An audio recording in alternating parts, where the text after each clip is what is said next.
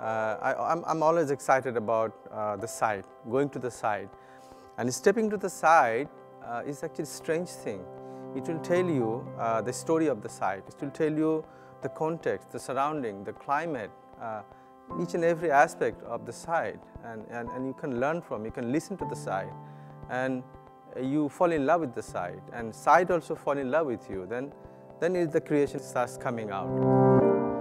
Becoming an architect is a very interesting issue for me because I never wanted to be an architect. I always wanted to be a painter. I started my projects, architectural projects in a painterly manner. I try to develop the marriage between architecture and painting, and architecture becomes watercolor.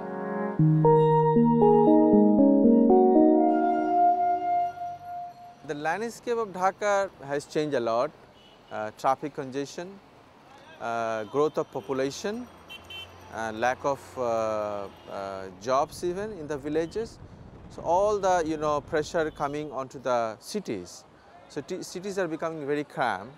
Fortunately, we realized, the people of the country realized that highly dense country, a city needs definitely green for sustainability. And architects are becoming activists nowadays, and we realize that architecture is not just a personal expression of thing. It's rather expression of a society. It's a social phenomena. Then I started thinking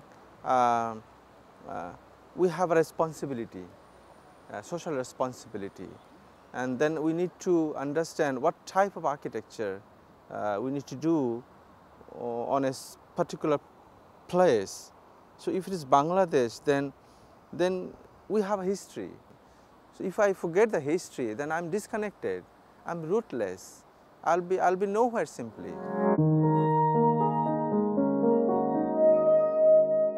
Shatoto, architecture for green living. We work with the natural ventilation, we work with the flow of water, we work with the vegetation, planting, to reduce the consumption of power, the electricity, to reduce the carbon footprint. For Bangladesh, material selection is one big issue, because when we do select material, we need to think about the availability of the material, whether it's contextual or not, and then we have our very critical climate, and we have an earthquake zone, and we have a huge population and a small land. So, considering all the aspects, I love to use two basic material mostly. One is concrete and brick. These two material has lot of connection with the history, with the sociology. So I love to use these two material to achieve those goals in terms of climatology, in terms of earthquake resistance, in terms of making even higher blocks, higher buildings in a small land. Why we do architecture? To me is always the center is the human being. We do everything for the people. I quoted the example of Van Gogh. This person, even all the pain having inside, he wrote, there is nothing more artistic than to love people. So to me, this is amazing sentence.